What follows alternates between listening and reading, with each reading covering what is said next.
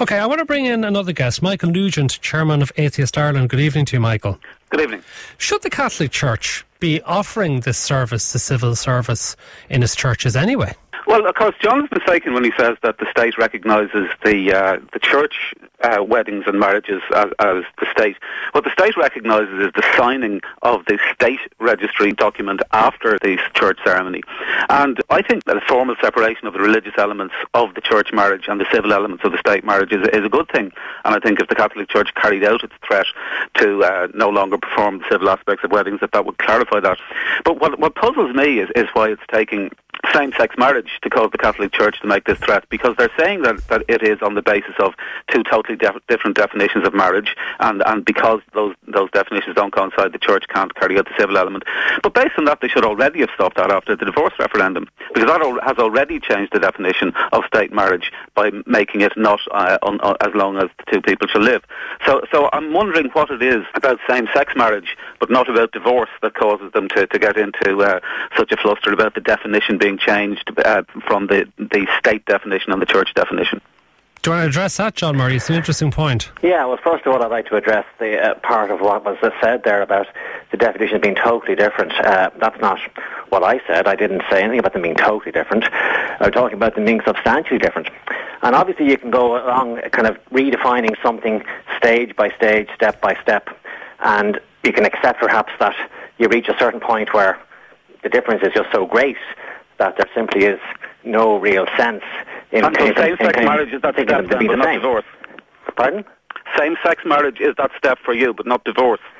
Yeah, I think it is actually. And what makes that difference then? Why is that different? Well, because we're talking about something that is at the very heart of the definition of marriage, not just the Catholic Church definition, but the definition of marriage worldwide and down through the centuries as a union of a man and a woman. I mean, various different cultures have accepted divorce. Down through the years, I mean, North American natives had gay marriage, Suetonius writes about same-sex marriage in ancient Rome. China's had polygamy, Islam has had polygamy. Even in your own Bible, you know, Abraham and David have many wives and Solomon had 700 wives. So, I mean, the definition of marriage has changed both within and outside religion for generations. I think the male-female aspect of it has been fairly much virtually universal. You've already mentioned one very tiny little example there.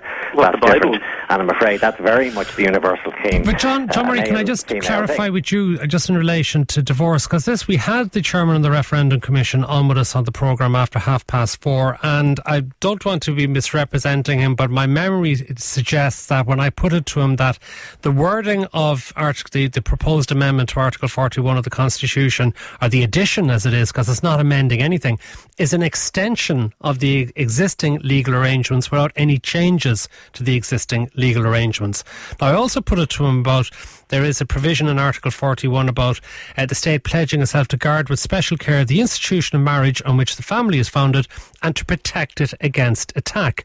Now, if the Catholic Church does not agree with divorce, which is allowed by the state, and still continues to have the civil registry signing as part of the church ceremony, why is it that it didn't change its position in relation when divorce was introduced by the state, but is considering doing so now when we have same-sex marriage being introduced, possibly? Well, it's just as I said there, I think it's because it's a step too far. In other words, you have changes that are so radical. I mean, look at what actually has been put forward in the referendum.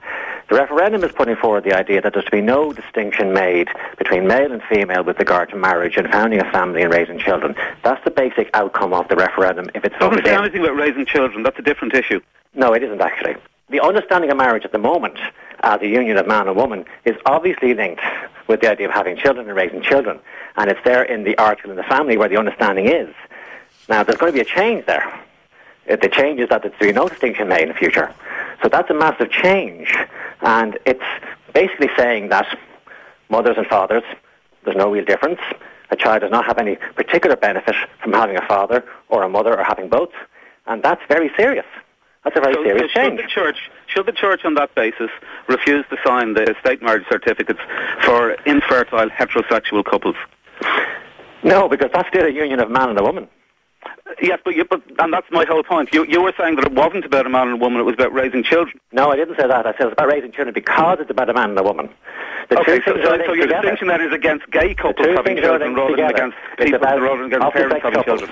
But sorry, can I just go back to you, John Murray, in this? Yep. And this is the document from the Referendum Commission, which said specifically, one sentence says, the courts have decided that a married couple with or without children constitutes a family in the constitutional sense. So there's no distinction between a couple with or without children.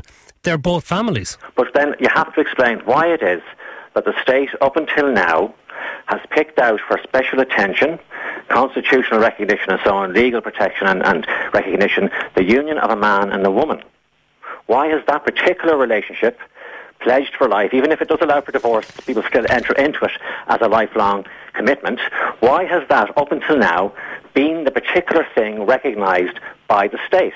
And the answer to that, John, is that Ireland used to be a more conservative, sectarian, bigoted society, and it's now becoming more inclusive and recognising the dignity of everybody regardless of their sexuality, and the equality before the law and the right to freedom from discrimination of same-sex couples in the same way as heterosexual couples.